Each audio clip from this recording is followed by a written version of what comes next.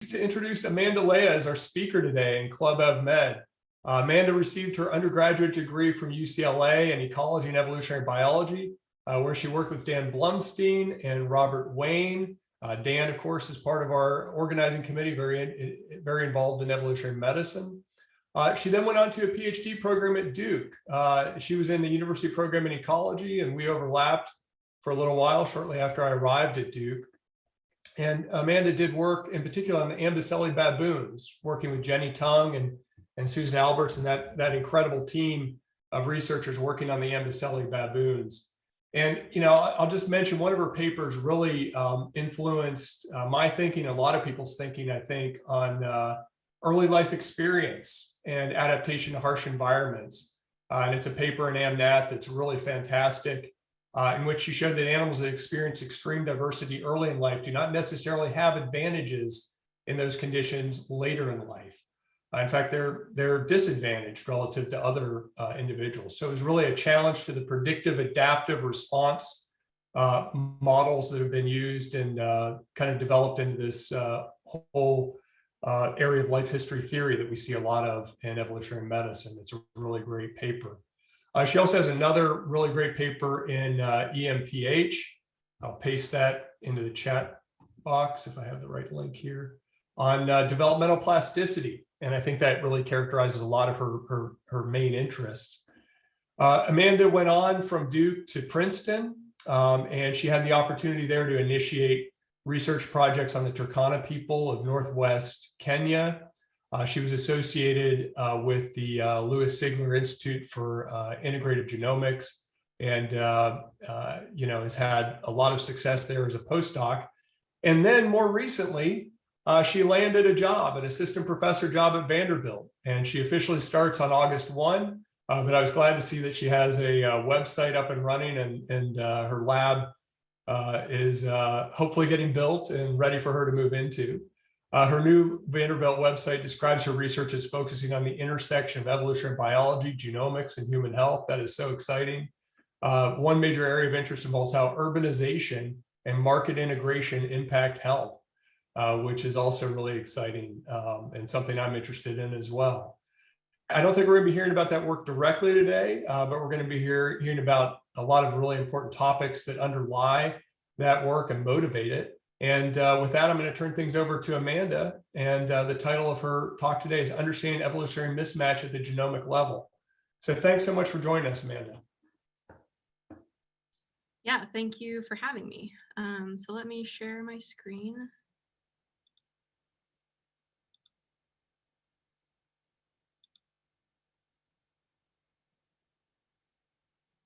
Okay, can you see my full screen? Yeah, looks perfect. Okay, great.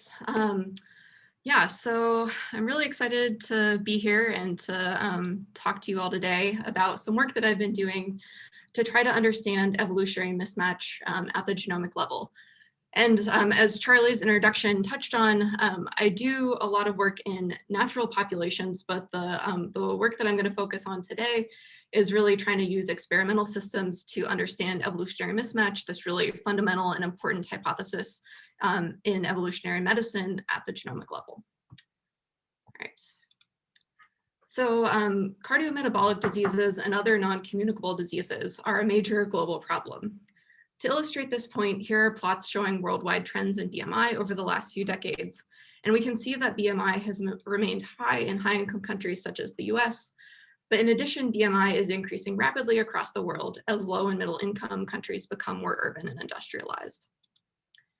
And so why is it that industrialization and urbanization seem to go hand in hand with cardiometabolic disease? Well, one theory is that human physiology is poorly equipped to deal with modern urban lifestyles. And in particular, the evolutionary mismatch hypothesis posits that traits that evolved in response to selection pressures in the ancestral environment of a population may no longer be advantageous if the environment shifts and individuals find themselves in a novel environment.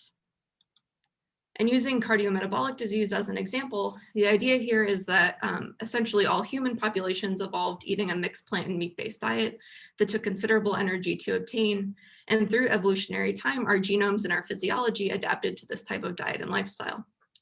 However, in high-income countries today, we see a very different situation where a much higher in fat and carbohydrate diet can be easily obtained through a sedentary lifestyle.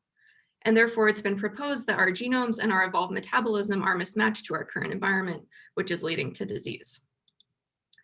At the phenotypic level, the predictions of evolutionary mismatch are thus that individuals from a given locally adapted population will do better in the environment in which they evolved relative to a novel environment. And we actually have a lot of evidence to support this idea from the literature, mainly in the form of health comparisons between high-income countries and small-scale subsistence level populations who are arguably living lifestyles that are more consistent with recent human evolutionary history. For example, here are some data from Eaton et al. Showing that type 2 diabetes prevalence is about 10-fold lower in modern-day subsistence level groups, including pastoralists, agriculturalists, and hunter-gatherers relative to the US. And so we've got some clear expectations for a mismatch at the phenotypic level, and they seem to be supported by existing data. But what about the genetic level? Well, I think that we'd expect that genetic variation that evolved in the ancestral environment of the population would be beneficial to individuals in those conditions, but then this same genetic variation would become detrimental and associated with disease when individuals are exposed to a novel or a modern environment. And this sort of pattern is what's known as a genotype by environment interaction, or a G by E interaction, where the effects of genetic variation on a trait are dependent on the environmental context. And while this is one particular flavor of G by E interaction that would be consistent with the hypothesis of evolutionary mismatch, it's been argued that we probably expect stabilizing and purifying selection to limit the number of loci where genetic variation affects health or fitness in the ancestral environment through evolutionary time. And therefore, a more common pattern might be that there's genetic variation that's simply not associated with health in the ancestral environment of a population, but then becomes associated with disease or poor health in novel and modern environments. And so this seems simple enough, but relative to the phenotypic level, we've actually made considerably less progress in understanding mismatch at the genomic level.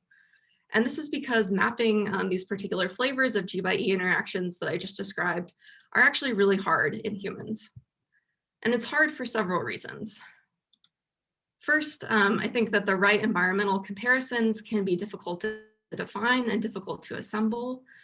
In other words, it can be hard to define what the ancestral versus the novel environments are for humans. And even if we can define this and we can measure it, it's going to be difficult to assemble a cohort that includes both extremes. Because it's difficult to define the environments that we're talking about and to sample the extremes, and also because there's often a lot of confounders in natural human populations, we tend to have pretty low power to map genotype by environment interactions, especially at genome-wide scale. And then finally, the studies that have had really large sample sizes and more power to map G by E at genome-wide scale have tended to be clinically rather than evolutionarily focused. And this means that when we have uncovered G by E interactions for things like non-communicable diseases, they're usually not followed up with evolutionary analyses that can really help us understand mismatch. And so over the last few years, I've been working with 2 experimental systems to try to overcome these challenges and to map G by E interactions at genome-wide scale and with high power.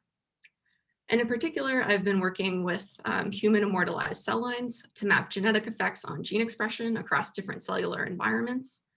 And I've been working with fruit flies to map genetic effects on longevity in different dietary environments.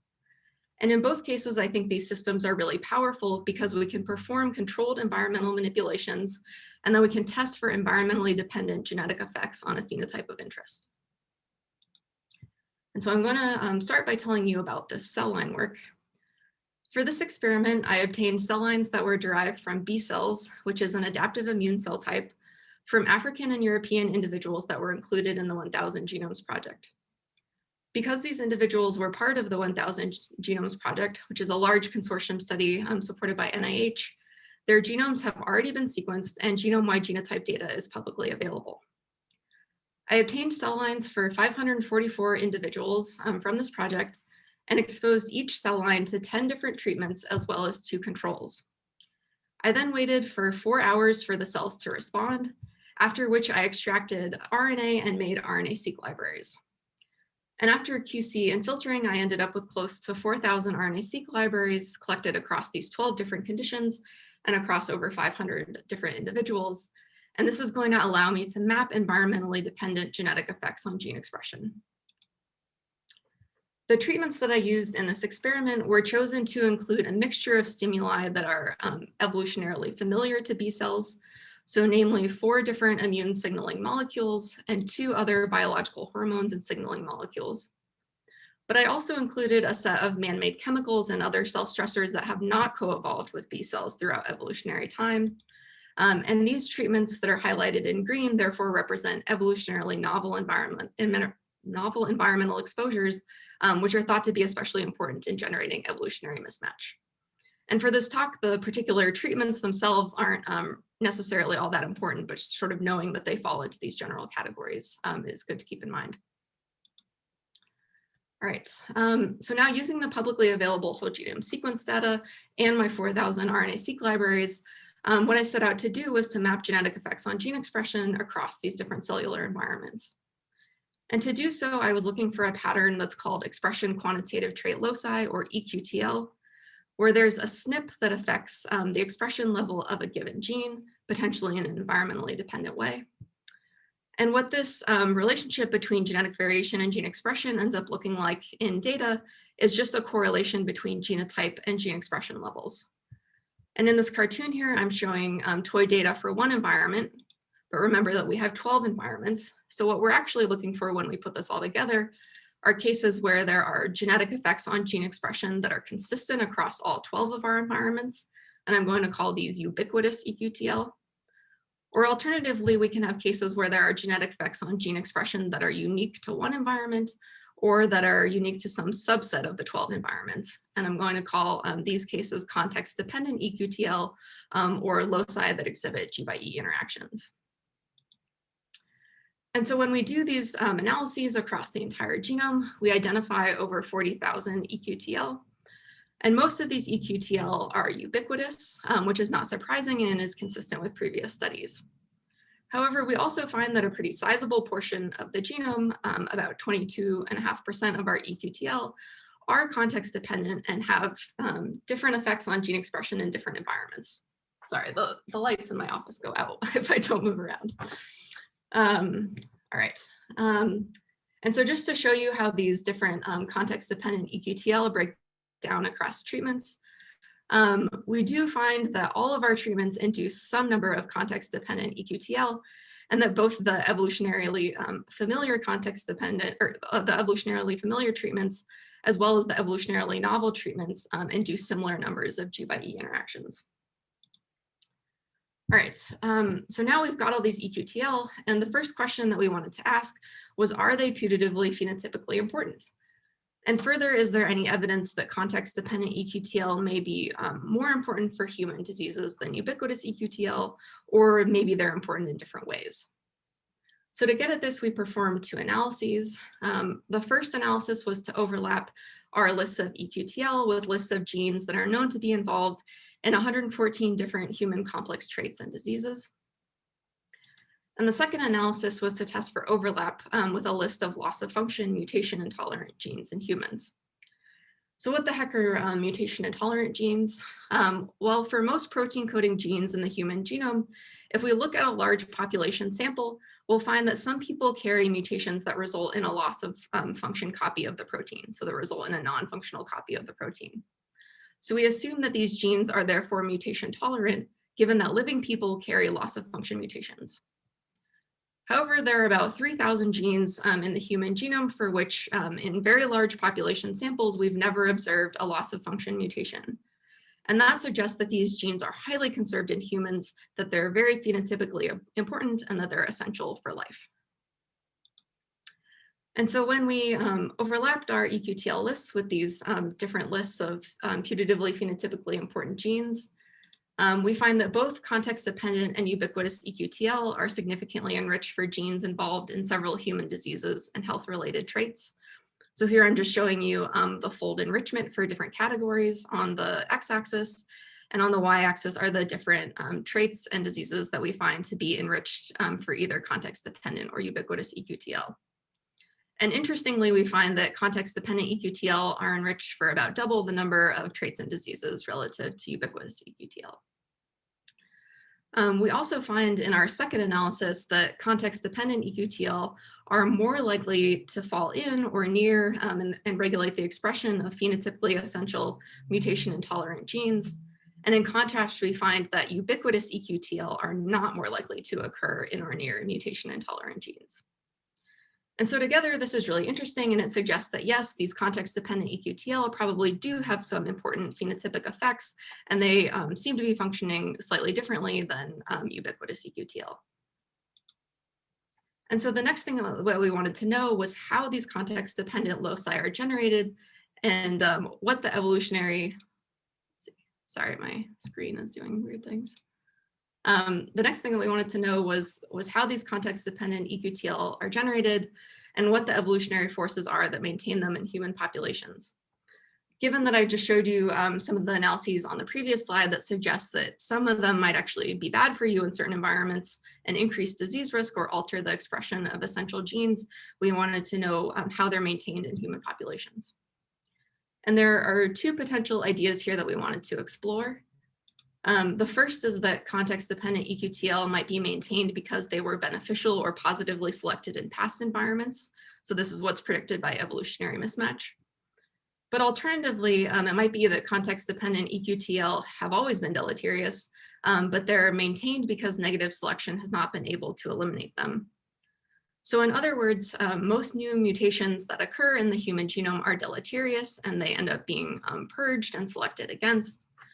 But purifying selection is going to be less efficient for SNPs that only have phenotypic effects under certain environmental conditions, and that may allow them to stick around in human populations.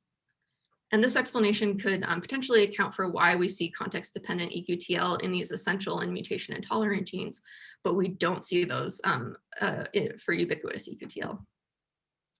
And so to more explicitly sort of test the contributions of positive and negative selection, we performed two analyses. First, we asked whether context-dependent or ubiquitous EQTL were enriched in genes that are conserved across vertebrates at the sequence level. And to do this, we just used estimates of sequence conservation that are publicly available. We also explicitly asked whether either of our sets of EQTL were enriched in regions of the genome that are known to be under positive selection in the human populations we studied. And so to do this, we used publicly available measures of positive selection that are available for the 1,000 genomes populations.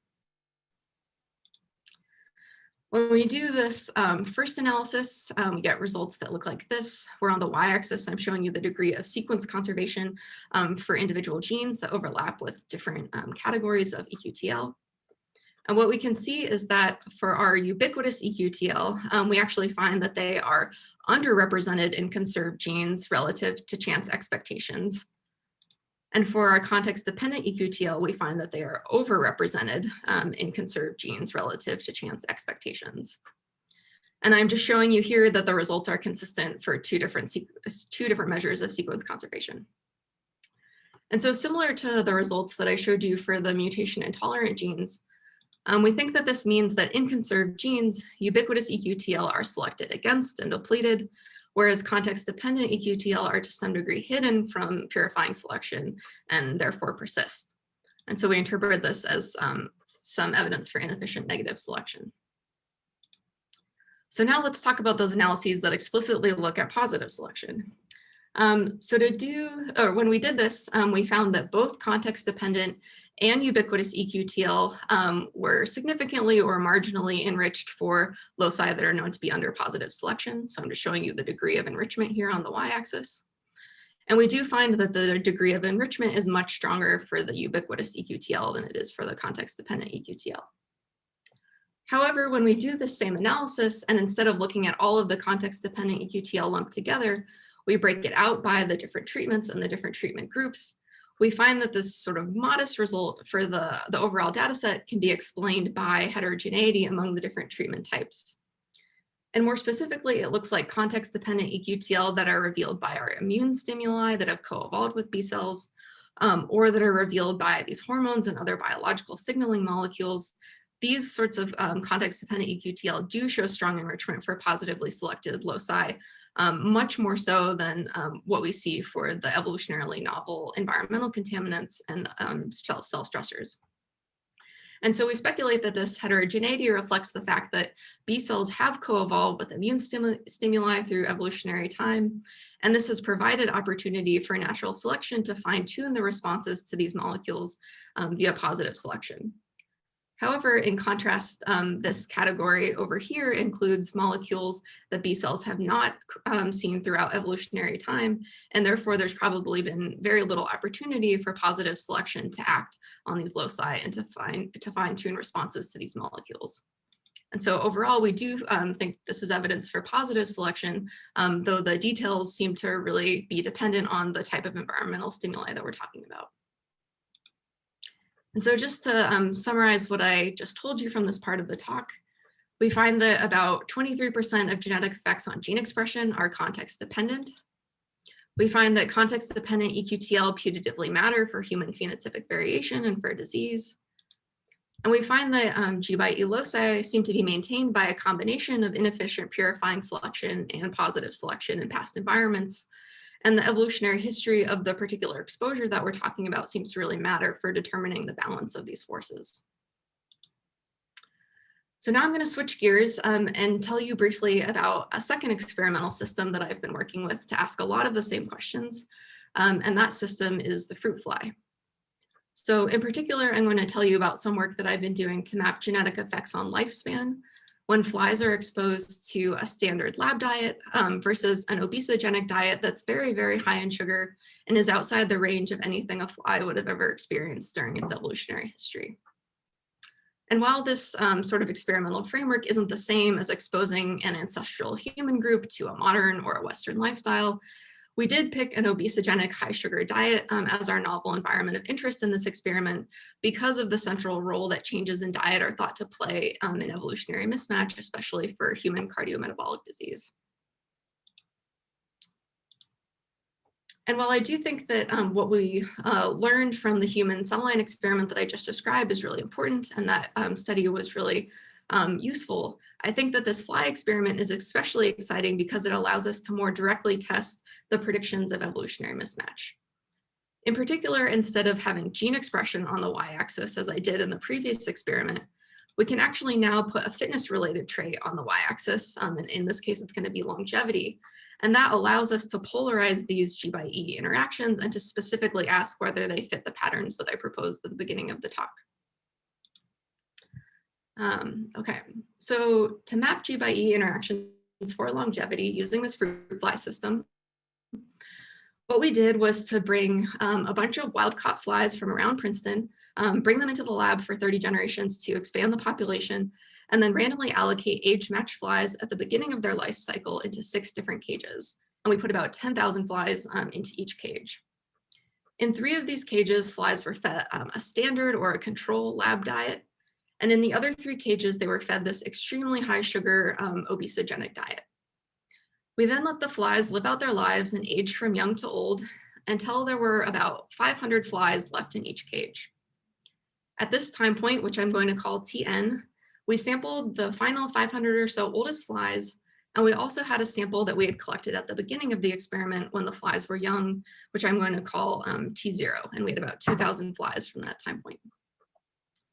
We then took all of these 5,000 flies and used low coverage sequencing to infer allele frequencies at T0 and Tn in each replicate cage. And using these data, we could then ask whether there were alleles that consistently changed in frequency as flies aged, which is the pattern that we would expect if the allele affects longevity. More specifically, if there's an allele that makes you die earlier, we'd expect that allele to be at higher frequency in younger individuals relative to older individuals in the experiment, because individuals that have that allele get removed from the population at earlier ages. And so here I'm showing an example cartoon where individuals that carry this particular variant are more likely to die young in both environments, and therefore the allele is at higher frequency in younger individuals relative to older individuals. But we can use this same sort of framework to identify alleles that only shorten lifespan on one diet. For example, now I'm showing a cartoon where there's an allele that only affects lifespan on the high sugar diet. And so just to give you a sense of what this looks like in real data, here's an example of an allele that starts off at about 70% frequency at T0 when the flies are young. but it's found at about 60% frequency in flies that live to old ages, with those changes being very consistent across the two different environments.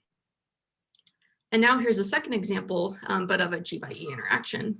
So now we have an allele that starts off at about 40% frequency, doesn't significantly change in frequency on the control diet, but does decrease to about 32% frequency on the high sugar diet. And so we tested for these sorts of allele frequency changes genome-wide. And when we did that, we found that they were relatively prevalent. So here I'm showing you on the x-axis all of the loci that we could test in our experiment. And on the y-axis is the degree of evidence that we have that this locus affects lifespan on the two different diets with significant sites highlighted. And when we overlap the results that we get from the two different diets, we find that there are 1,599 loci that affect lifespan on both diets.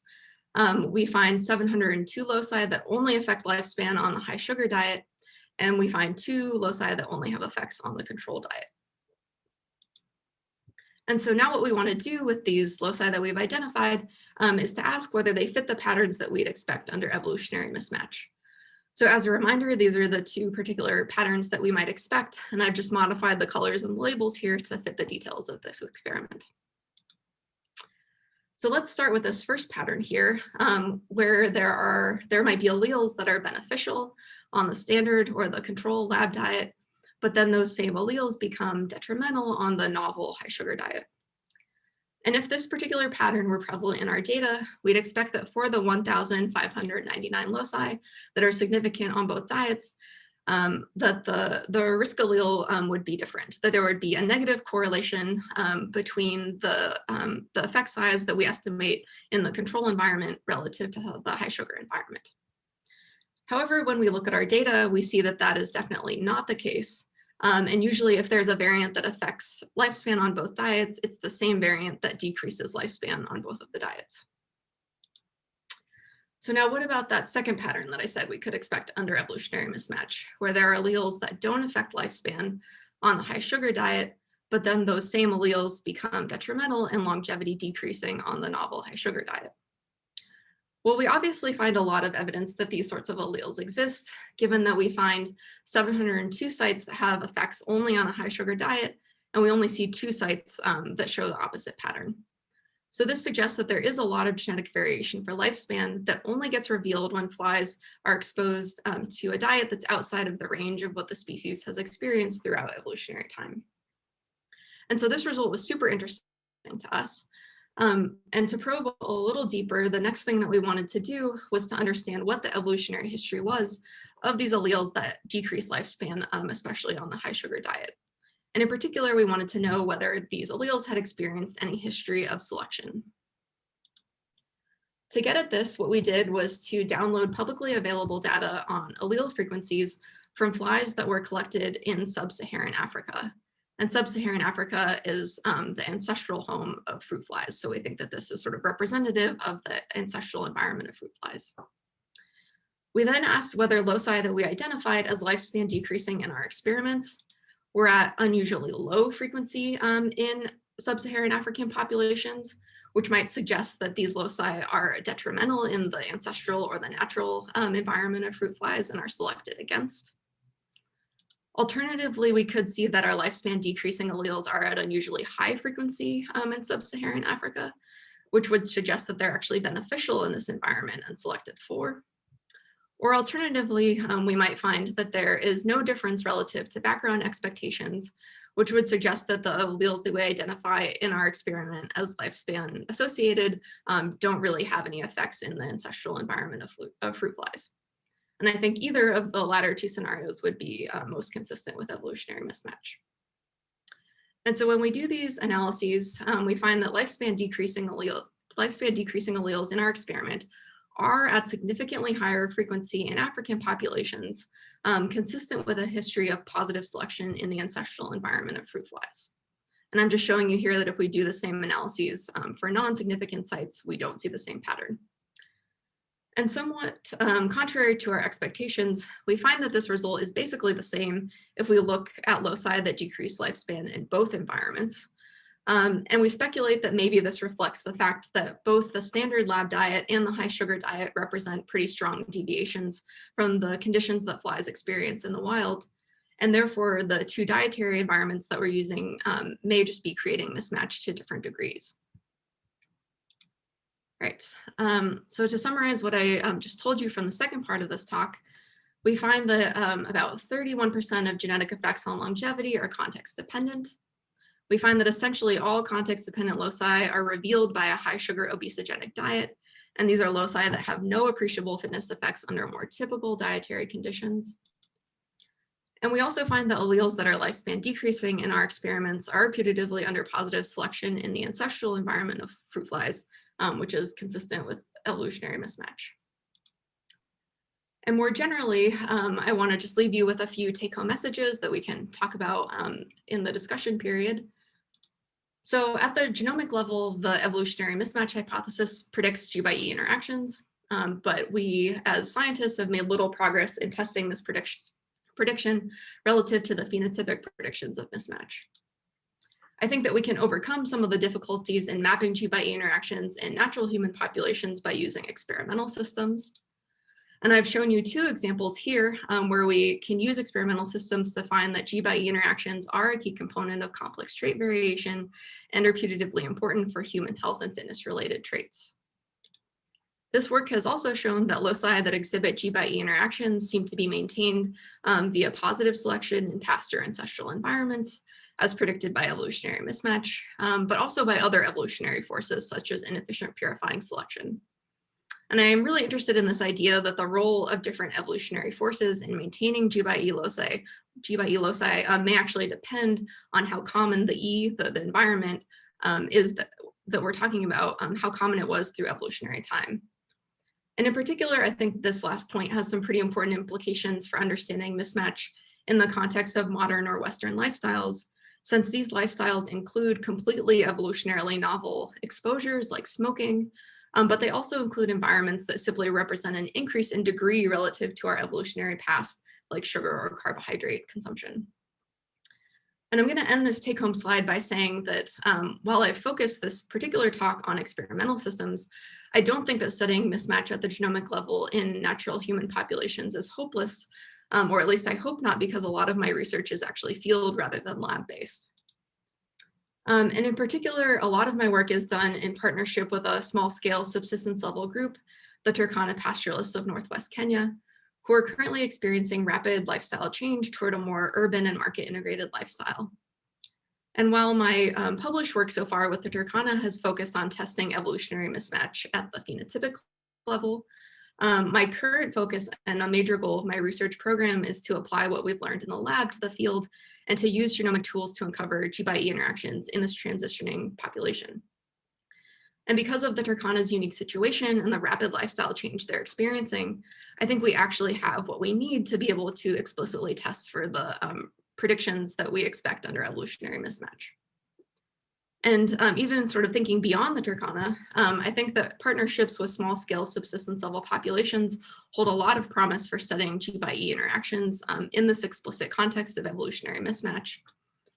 And with that idea in mind, earlier this year, we assembled a working group of genomics researchers, clinicians, and human biologists to discuss how we could move beyond the phenotypic predictions of evolutionary mismatch to the genomic level, with a particular focus on small-scale subsistence level groups as an emerging model. And I want to thank this group of folks for all of their discussions, because their ideas really shaped a lot of the way that I presented the work that I discussed today. And then finally, I want to thank my co-authors and collaborators on the work that I presented. Juliana Rolls was my postdoc mentor at Princeton. Julie Peng was essential in the human immortalized cell line work. Luisa Payares is my co-first author on the fly work, and that was also done in collaboration with Peter Andolfato and Claire Hahn. And as Charlie mentioned at the beginning, I'm just starting my lab at Vanderbilt, and I'm actively looking for graduate students and for postdocs. So if you're interested in this work, please check out my website, talk to me after, send me an email. I'd be happy to chat.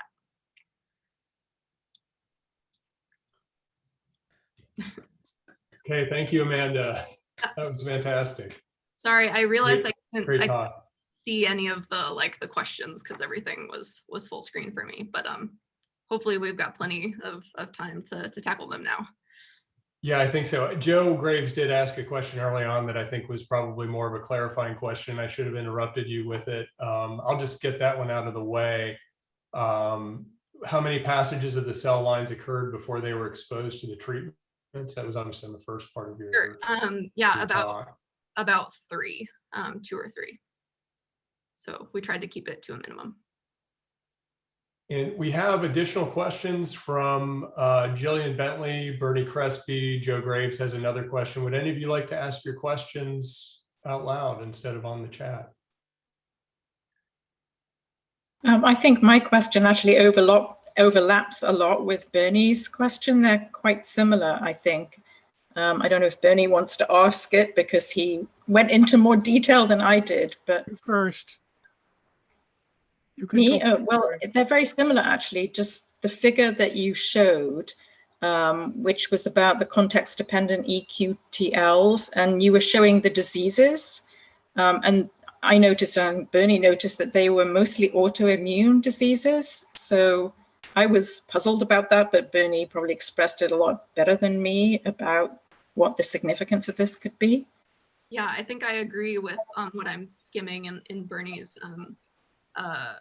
comment question, which is that my interpretation of that is that because we're studying B cells, which are an immune cell type, that a lot of the loci that are sort of active in those cells are going to be relevant to autoimmune diseases and immune-related diseases. So that's how I've been interpreting it.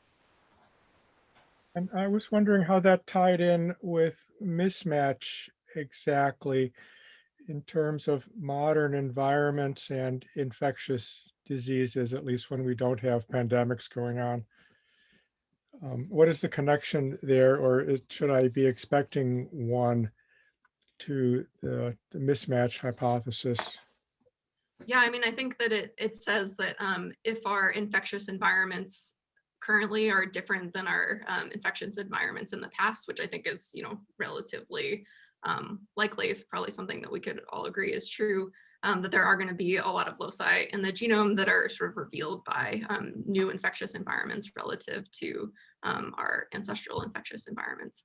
So we didn't necessarily explicitly test, pathogens that are around now that weren't around, hundreds or thousands of years ago. That's, another thing that would be interesting to do. But I think that this does show that there's a lot of loci in the genome that seem to be really dependent on the infectious environment. And we know that that's changed a lot over evolutionary time. Thank you. Yeah, so Charlie, my question, Amanda, has to do with the choice of lifespan as the phenotype to measure, especially since really don't know how long flies live in nature.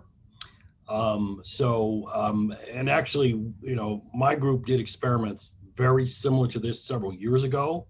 Marta Santos, Thomas Botter out of the Rose Lab, we actually looked at age-specific fecundity, which we thought would be a much better indicator of evolutionary mismatch. And in addition to that, even if you were going to study longevity, it might have been more fruitful to look at specific physiological components that are associated with fruit fly survival, like desiccation resistance, starvation resistance, ethanol tolerance on different diets. And of course, what Marta found is it was just, fitness has dropped off the table when the flies were exposed to a new dietary regime relative to their ancestral environment. So I don't know, do you plan to continue this work? Because if you do, I think it might be really neat to look at age-specific fecundity and physiological traits as opposed to lifespan.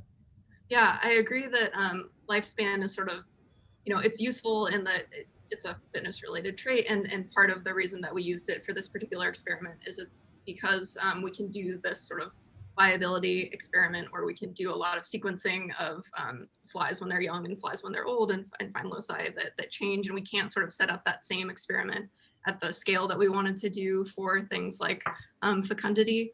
But I agree that we're left at the end sort of not knowing what the physiological costs are of being on this high sugar environment or being in different environments. We sort of don't know what the physiological processes are that are leading to differences in lifespan. We just know that they exist and that they're tied to particular loci. So I'm in my lab, I'm probably not going to continue the fly work. That's much more sort of the territory of Julian Arrols, my postdoctoral mentor who I've been working with. But I think that what you bring up is, a really good question and something that I think he's thinking about and hoping to have some students work on, trying to sort of figure out what the physiological costs are of this high sugar diet. Yeah, that's a great point. Thanks for that, Joe. Calvin, you have a question. Go ahead. Yes, thank you. Very nice talk, Amanda. So in your fly work, you show that among the lifespan associated variant, 31% of them has gene-environment interaction effect, and that's really only one environmental factors. I'm wondering, going back to your human cell line experiment, you have 12 factors. What are the percentage there among the EQTL? How many of them has gene-environment interaction? And my thought is that it seems like the more factor you test, the more of the trait-associated variant will have gene-environment interaction effect. Yeah, I think that's true. And that was one of the things that motivated us to do 12 environments in that human experiment, because most of the studies out there that look at genotype by environment interactions in these sorts of cell culture experiments or in other designs, most people do one environment, maybe two, maybe three. And I think that sort of doing a broad diversity can really sort of change our perspective on genotype by environment interactions. So I do agree that if we did hundreds or thousands of different environments, I think probably most of the loci in the genome are G by E at some scale if we could test that many environments. And I was going to say something else. And for sort of the first part of your question, I did show a plot for the cell line work that showed at least that we do find that if we sort of analyze each condition independently, that we find G by E interactions for all of the different treatments. So it's not like we only see it in one type of treatment and we don't see any G by E in the other treatments, sort of, which is what we were kind of seeing in the flies. So hopefully that gets it what you were asking. Okay, thanks, Calvin, for that question. Jillian had a question in the chat. Do you want to ask your question, Jillian?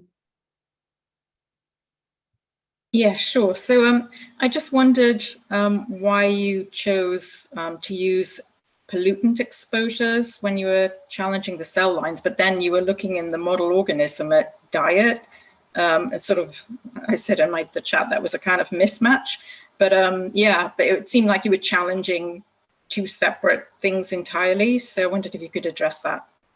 Yeah, that's definitely true. And the experiments were sort of designed with different aspects of mismatch in mind. So the Drosophila experiment was really designed to think about diet because, changes in diet and shifts towards Western diets, high carbohydrate diets, high sugar diets are thought to be really important for generating cardiometabolic disease in humans. So that experiment was sort of focused on that idea.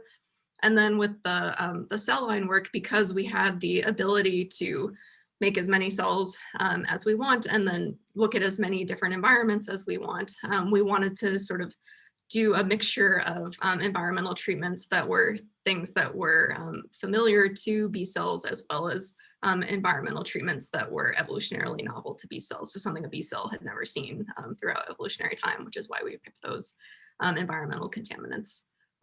Also, more practically, we were sort of, for picking the specific molecules, we looked at things that people had used in other experiments that we knew that these particular cell types would respond to. But that's sort of why we did those large scale different decisions. Thank you. Great. Neil, I see you have your hand up. Would you like to ask your question? Sure. So you're focused in the cell line work on EQTLs, but it's also quite plausible that gene by environment interactions can involve other kinds of effects than changes in transcription, including simply how different environmental factors interact with the functional activity of a given gene product. So that's, I think, one aspect to keep in mind. And another complicating factor in these kinds of approaches is that in actual natural life, it's often incredibly hard just to identify what the environmental factors are. And they can also interact with each other. So, I mean, I think it's good to do these kinds of experiments with simplified systems, but I think it gets much more complicated to try to dissect out the consequences of real changes in the environment when there are multiple factors changing at once, and it's hard to even delineate all of the factors that we would lump in the environment category. Yeah, no, I 1000% agree, which is why I sort of started with these reduced systems where I sort of know what the environmental manipulation is. But I agree that in trying to think about how to scale this up to natural human populations, that there's a lot of issues, especially with defining what the environment is that we're talking about, with isolating it, and with trying to then find people that experience different types of environments. I mean, in fact, you can easily imagine why when people get into controversial topics like genes and intelligence, often hidden in the background are huge differences in environmental factors that are very difficult to take account of. Yeah, definitely. Amanda, I wanted to ask about, and thanks, Neil, for that question. That's a really important point. Amanda, I wanted to ask about, in both of your parts of your talk, about the reason for the choice of samples, which samples you used. I had a distraction here, but I think you used cell lines from different parts of the world on the first part of the talk. And I was wondering if you could say more about what the choices were on that, and if there are differences among them, or, you know, maybe I missed something there. And then in the Drosophila experiment, I was interested that you got animals from the wild and brought them into the lab and had these replicates. And if I understand correctly, you had a control and experimental group, and I was wondering how much you think that control group really reflects the kind of diet that these organisms would have adapted to in the wild. And if you could just comment on those two aspects. Yeah, those are two very good questions that I probably should have said more about. So the first one, we did use cell lines that came from 5 different European populations and 5 different African populations. And some of that choice was just sort of logistical and practical, in that to get the sample size that we wanted of, you know, over 500 individuals and to have a lot of power, we couldn't just focus on one population, because there aren't that many individuals from any single population. But we also were interested in being able to then look at population differences in gene expression and population differences in the way that individuals respond to different environmental treatments. And I sort of left that out of the talk just to, you know, not make this go on forever. But we do, find a lot of genetically regulated differences in gene expression between African and European individuals. We don't find a lot of interactions between ancestry and genotype by environment interactions. So we don't really find that like African individuals respond differently to some immune stimuli than European individuals. We find those results are largely consistent across ancestries, but there is a lot of sort of genetically regulated variation in gene expression between the two different groups. And then right, the question about sort of what's going on with the lab diet, and sort of what does that reflect relative to natural fly populations. Like, surely the lab environment in general is a mismatch, is not the same as, you know, the wild environment of flies, the natural environment of flies. That goes for diet as well as things like density, social interactions, light cycles. Like a million things are different in the lab than they are in the wild. So I think that I sort of said this maybe very briefly on one of the slides, but I sort of think about these as like degrees of mismatch from the sort of natural or ancestral environment of flies, rather than like the control being, you know, this is 100% representative of wild flies, and the high sugar environment being being the only experimental treatment. And I feel like there's sort of not a great way around that in being able to still use the sort of the gains that we get from doing the lab experiments. So, but it's definitely something that's important to keep in mind when we're interpreting the results. Okay, thanks. Yeah. We have, oh, go ahead, Meredith, were you about to say something? I was just going to say we have one question in the chat from Ronald Willis, who asks, what evidence would it take to prove the mismatch hypothesis? Are there any stubborn facts that undermine the hypothesis, or are we stuck with fuzzy science? Yeah, that's a good question. That's a good question. Yeah, I think that sort of part of it that is dissatisfying is that the examples that often get used as like proof, not proof, but as poster children of mismatch, where we have, some genetic evidence and some phenotypic evidence are for candidate genes and candidate phenotypes that have been, studied really in detail. But sort of what would convince me are having more evidence for, genome-wide patterns, because we want to know that mismatch seems to be sort of a generalizable phenomenon across populations, across environments, across the whole genome, rather than just having, maybe one example that we can put in a textbook. And for me, I think that, I really need more of the mechanistic data to come out to be able to wrap my mind around mismatch, because I think that, as I was saying at the beginning of the talk, I think that we do have some evidence that's consistent with mismatch at the phenotypic level, and that's been shown now across many, many different studies and many, many different populations, but we haven't really sort of tackled the molecular level, and to me, that's like a big elephant in the room to be able to prove it. Anyone else have any perspectives on that question? Yeah, that's a really good question. I'm curious what other people think about that question.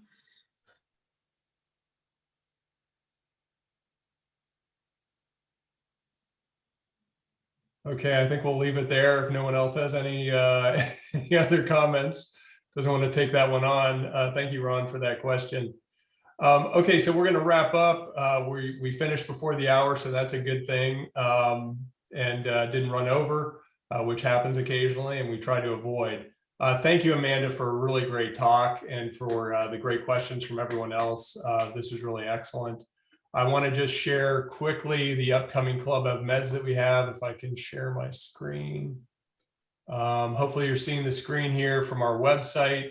The great talk we just heard from Amanda Lea. We have next up Molly Fox on August 17th at noon Eastern time. And then after that, we have Katja Cole on August 24th at noon again. And the Club EvMed organizing committee is working hard on getting more people lined up for the fall. So if you have suggestions, please let us know. And if you're on that committee, please think about the people at your center or within the society that we could highlight in Club EvMed. Okay, thanks everyone for joining. Thanks again, Amanda, for a really great talk. Yeah, this is great. Thank you all for listening.